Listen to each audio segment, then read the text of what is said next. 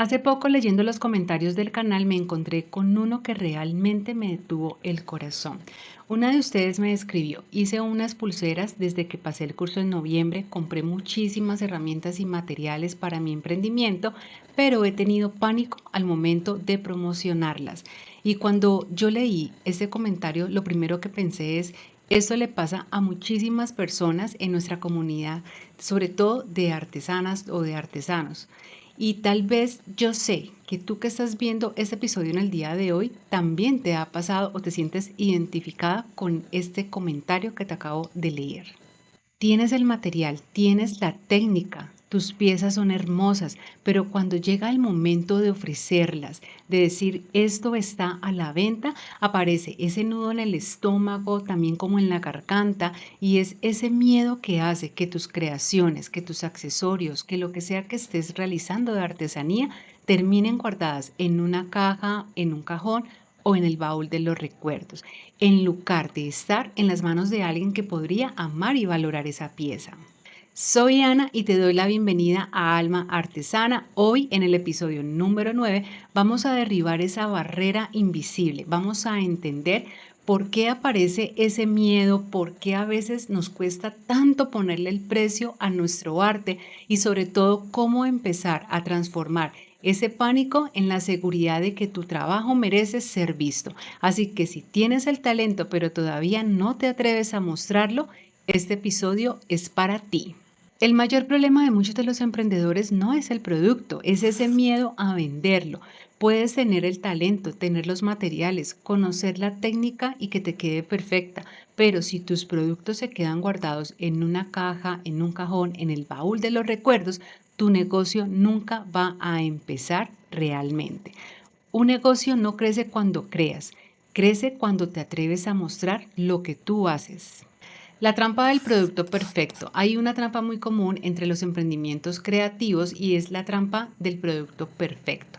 Muchos emprendedores, tal vez tú te puedas identificar con esto, retrasan el momento de vender porque sienten que su producto todavía no está listo. Y entonces empiezan como a pensar, por ejemplo, voy a mejorar el diseño primero o voy a practicar un poco más o mejor voy a perfeccionar esta técnica para que me quede mejor.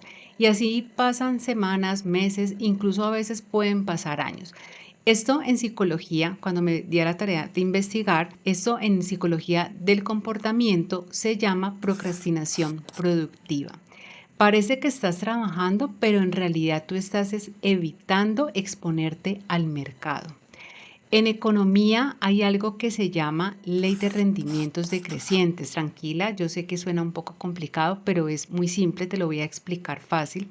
Eso significa que llega un punto en el que seguir perfeccionando algo ya no va a aumentar realmente el valor. Por ejemplo, si tú pasas 20 minutos haciendo una pulsera, probablemente el resultado va a ser bueno. Pero si pasas una hora, sí, puede que te quede mejor, pero ¿te imaginas tú invertir 4 horas intentando para que te quede perfecta? El cliente allí, en ese momento, después de esas 4 horas, probablemente ni siquiera va a percibir la diferencia, pero tú sí vas a perder tiempo, energía y también vas a perder algo de rentabilidad en tus productos si haces esto. Por eso existe una frase muy famosa en emprendimiento que dice, hecho es mejor que perfecto. ¿Sabes por qué? El mercado no está necesitando la perfección. El mercado necesita algo que sea real, productos auténticos, personas que se atrevan a ofrecer lo que están haciendo. Y aquí te cuento algo personal y es que cuando yo aprendí mis primeras pulseras de macramé, eso fue mucho después de que yo ya venía trabajando con otras técnicas y ofreciéndolas en mi tienda. Por cierto, a mí la persona que me enseñó a trabajar el macramé fue mi suegra, hoy se lo agradezco infinito. Esas primeras pulseras que yo vendí en macramé, y hoy te lo digo con toda honestidad, no eran las más perfectas. Los materiales no eran los mejores. Yo apenas estaba aprendiendo sobre el tema de los hilos. El tejido, digamos que hoy me queda mucho mejor en comparación de cuando yo empecé. Y sobre todo cuando yo sellaba las puntas me daba mucho miedo de quemarme, entonces esos remates pues no quedaban tan bonitos. Incluso yo hoy pienso, quién sabe si alguna de esas pulseras se soltó porque ese cierre creo que tampoco lo hacía del todo bien. Pero fueron las primeras pulseras de macramé que hice, que vendí. por las que recibí ese primer pago que se siente súper bien. También recibí retroalimentación y entendí algo muy importante. Si yo hubiera esperado a ser la maestra que soy hoy para vender esas primeras pulseras, nunca habría llegado tal vez a ser esta maestra que ustedes ven aquí, esta profesora que les imparte conocimiento. Tu producto no nace en tu taller, nace cuando lo pones en el mercado y empiezas a escuchar a tus clientes, porque el cliente también participa en la evolución del producto. Precisamente esto fue algo que yo les enseñé en el episodio anterior. Hablamos sobre clientes. Si no lo has escuchado, te invito para que lo hagas, porque también hablamos de cómo aprovechar esa retroalimentación de los clientes para mejorar nuestros emprendimientos, y esto va directamente relacionado con nuestras ventas. Te voy a compartir el enlace aquí abajito en la descripción del video. Cuando termines de ver este, puedes ir y mirarlo. Y si este primer punto del cual hemos hablado te ha abierto los ojos y quieres seguir transformando tu hobby en un negocio real, te invito a que te suscribas ya mismo al canal aquí, sí, en Fobilec. Mi meta es cada semana que te lleves herramientas nuevas para tu crecimiento, así que solo es dar clic aquí abajito en el botón suscribirte, activar la campanita y no te vas a perder los próximos episodios de este proceso de transformación emprendiendo en el mundo artesanal. El origen real del miedo, síndrome del impostor. Muchas veces el miedo a vender no tiene que ver con el producto, tiene que ver contigo, con esa voz interna que aparece justo cuando estás a punto de mostrar lo que hiciste. Esa voz que dice, ¿y si no estás suficientemente bueno? ¿Y si alguien sabe más que yo? ¿Y si se dan cuenta de que yo no soy tan experta? ¿Y si tal vez no está tan bonito como yo creo? Ese fenómeno tiene un nombre y se llama el síndrome del impostor.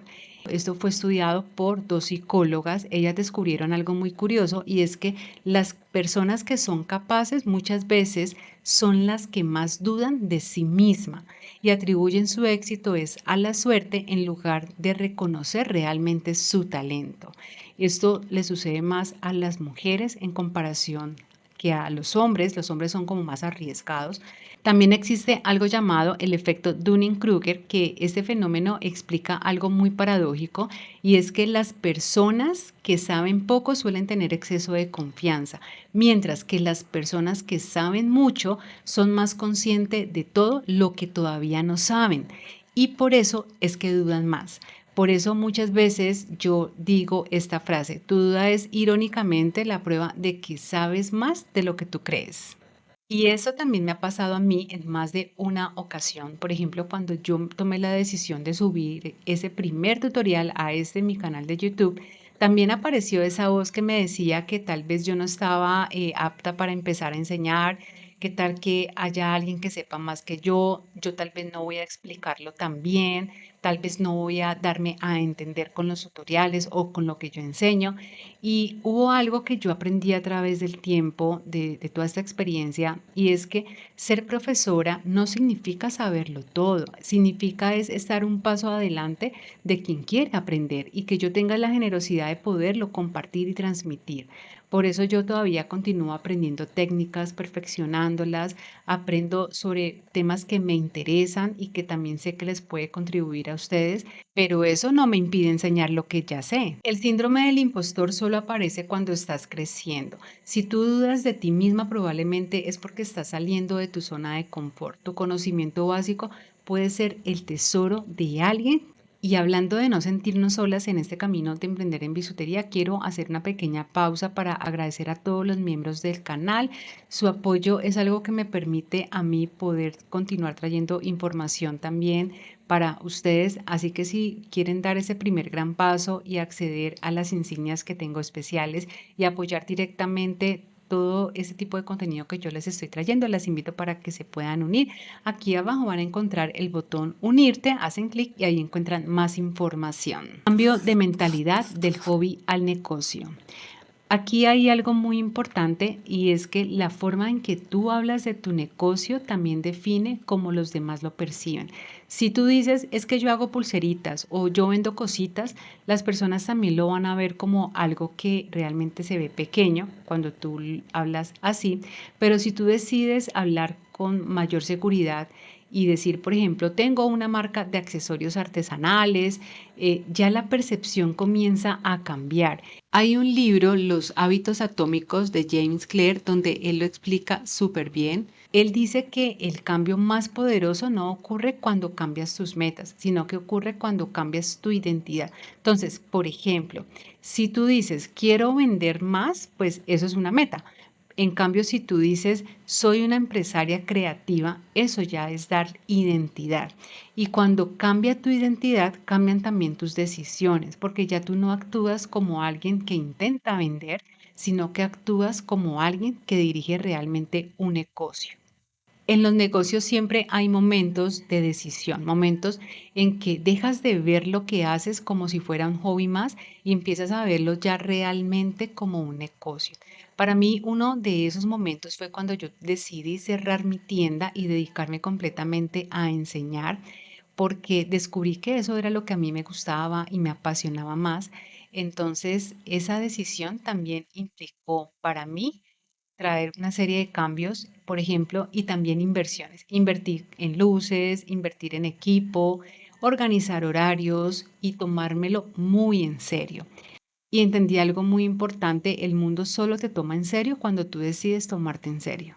Tu negocio crecerá hasta donde crezca tu mentalidad. Si tú sigues viéndolo como un hobby, siempre funcionará como un hobby, pero cuando tú decides verlo como un negocio, todo cambia. Te hago una pregunta aquí. ¿Tú te identificas más como la artesana que está aprendiendo o como la empresaria que ya está lista para vender?